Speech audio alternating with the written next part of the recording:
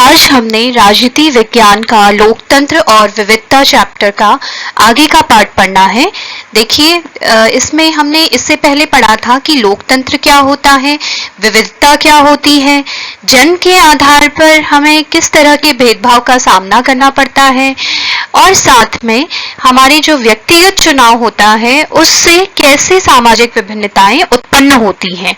अब देखते हैं आगे चैप्टर में क्या है। क्या हर सामाजिक विभिन्नता सामाजिक विभाजन का रूप लेती है? तो हम इसे उदाहरणों के माध्यम से समझते हैं। जैसे आपको पता है कि टॉमी स्मिथ और जॉन कार्लोस जो थे वो एक चीज में समान थे, क्योंकि वे दोनों ही एफ्रो अमेरिकन थे और जो पीटर नॉर्मन थे उनसे ये अलग थे, जो कि एक श्वेत थे। पर यहाँ पर उनकी जो चमड़ी का रंग है उसने उन्हें अलग नहीं किया, यानी कि जो सामाजिक विभिन्नता थी उसने सामाजिक विभाजन का रूप नहीं लिया, बल्कि उन्हें एक कर दिया। कैसे एक किया? कि ये तीनों क्योंकि दूसरी बातों में समान थे, जैसे वे तीनों ही अच्छे धावक थे जो नस्लीय भेदभाव के खिलाफ एक साथ खड़े थे। एक और उदाहरण लेते हैं। जैसे किसी परिवार में अगर दो भाइयों में से एक भाई थोड़ा अमीर है और एक भाई थोड़ा गरीब है, तो हो सकता है इन दो भाइयों में उतनी नजदीकी ना हो, जबकि वे एक ही परिवार के हैं, एक ही जाति के हैं, एक ही धर्म के हैं। तो ऐसा क्यों कि इनमें उतनी नजदीकी नहीं? क्योंकि इसलिए ऐसा है, यहाँ पर जो उनकी आर्थिक स्थिति है उसमें फर्क है, और हो सकता है कि जो इनकी नजदीकी हो उन लोगों से हो जो इन्हीं के समान आर्थिक स्थिति के हों, चाहे वो किसी भी जाति के हों, किसी भी धर्म के हों। तो यहाँ पर सामाजिक एकता जन्म लेती है। इन दोनों उदाहरणों द्वारा आपने देखा कि अलग अलग तरह के लोग एक जैसी सोच रखते हैं और एक ही परिवार के लोग काफी चीजों में समान होते हुए भी असमानता महसूस करते हैं। तो हम कह सकते हैं कि हर सामाजिक विभिन्नता सामाजिक विभाजन का रूप नहीं लेती, पर यह जरूर है कि ये सामाजिक विभिन्नताएं लोगों के बीच बंटवारे और एकता दोनों का ही कारण भी बनती हैं। अब है विभिन्नता में सामंजस्य और टकराव। तो पहले टकराव को समझते हैं। टकराव की स्थिति में क्या होता है कि जो हमारी सामाजिक असमानताएं या फिर सामाजिक अंतर होते हैं वो एक दूसरे के समूह को नुकसान पहुंचाते हैं, जिससे समाज में हमेशा टकराव की स्थिति उत्पन्न रहती है या होती है। उदाहरण के लिए अमेरिका में श्वेत और अश्वेत अमेरिकी हैं। जो श्वेत अमेरिकी हैं वो अश्वेतों के साथ हमेशा भेदभाव करते हैं और कई बार उन्हें नुकसान भी पहुंचाते हैं, जिससे उनका समाज अश्वेत और श्वेत अमेरिकियों में बंट गया है। बात करते हैं सामंजस्य की। सामंजस्य की स्थिति में हम लोग अलग अलग समूह में जरूर होते हैं, लेकिन एक दूसरे के समूह को कभी भी नुकसान नहीं पहुंचाते और इससे समाज में विभाजन की स्थिति आती ही नहीं है।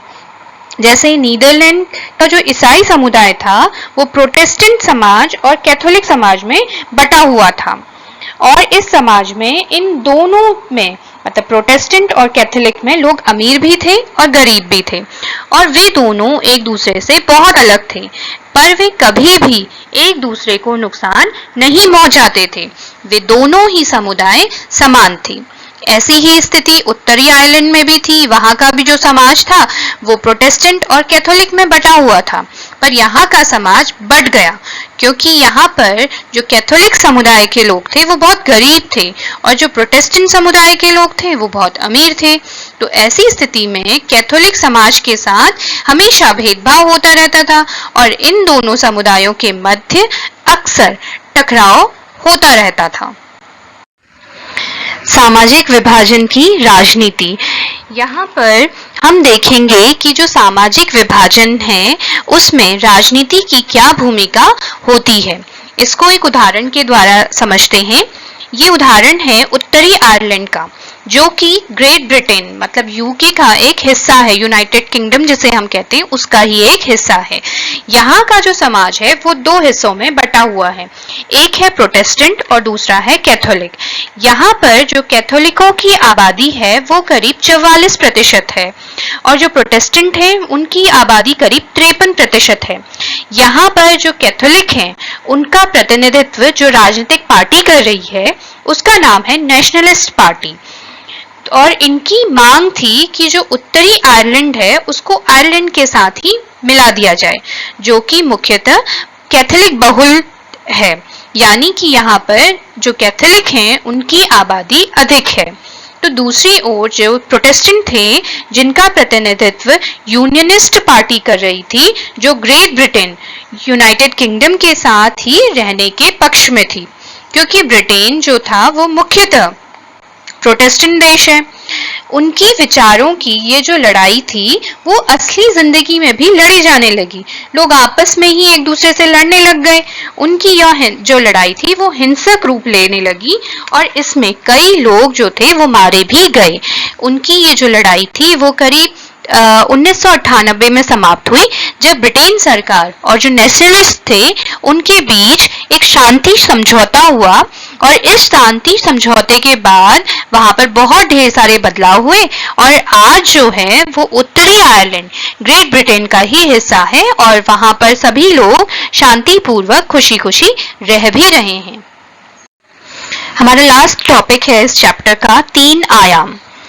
ये जो 3 आयाम हैं ये निश्चित करते हैं कि अगर आपके समाज में सामाजिक अंतर है तो ये अंतर जो हैं वो सामाजिक विभाजन का रूप लेंगे या नहीं। तो इसमें सबसे पहला है लोगों में अपनी पहचान के प्रति आग्रह की भावना। इसका मतलब है कि लोग या देश की जनता स्वयं को कैसे देखती है। कहने का अर्थ है कि अगर हम सब अपने आप को ब्राह्मण, क्षत्रिय, हिंदू या मुस्लिम या फिर रंग के आधार पर देखेंगे तो ऐसे में दूसरों के साथ तालमेल बिठाना थोड़ा सा मुश्किल हो जाएगा। परंतु वहीं अगर हम पहले खुद को भारतीय माने ना कि हिंदू मुस्लिम, तो सारी समस्याएं ही सुलझ जाएंगी और समाज में विभाजन की स्थिति आएगी ही नहीं। इसे उत्तरी आयरलैंड और बेल्जियम के उदाहरण से भी समझते हैं। अब जैसे उत्तरी आयरलैंड में क्या था कि वहां पर जो लोग थे वो खुद को या सिर्फ प्रोटेस्टेंट या कैथोलिक ही मानते थे, वो अपने को किसी एक राष्ट्र का हिस्सा नहीं मानते थे।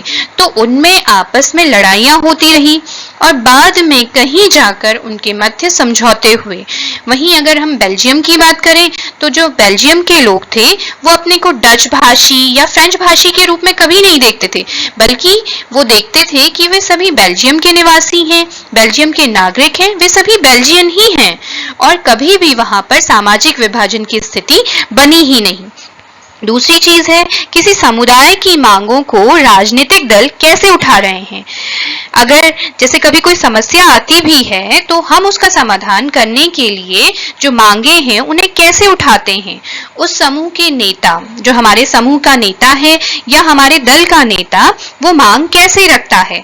क्या उनकी मांग से या जो हमारी मांगे हैं उससे दूसरे समूह को नुकसान तो नहीं हो रहा है, क्योंकि ऐसी मांगों को मान लेना आसान होता है जिससे किसी और समुदाय को नुकसान ना हो रहा हो। पर ऐसी मांगे मानना जो एक समुदाय के हित में तो है पर दूसरे समुदाय को नुकसान कर रही हो, तो उस मांग से ऐसी स्थिति में समाज में विभाजन की स्थिति बन ही जाती है। आपको याद होगा श्रीलंका में क्या हुआ था। वहां पर जो सेहली समुदाय के नेता थे उन्होंने केवल सेहली समुदाय के हितों वाले फैसले लिए, जिससे वहां रह रहे जो दूसरे समुदाय थे, तमिल समुदाय को हमेशा नुकसान उठाना पड़ रहा था, क्योंकि ये सारे फैसले उनके हितों के खिलाफ ही जाते थे। इस वजह से वहां हमेशा गृह युद्ध की स्थिति बनी रही। फिर तीसरा है सरकार का रुख।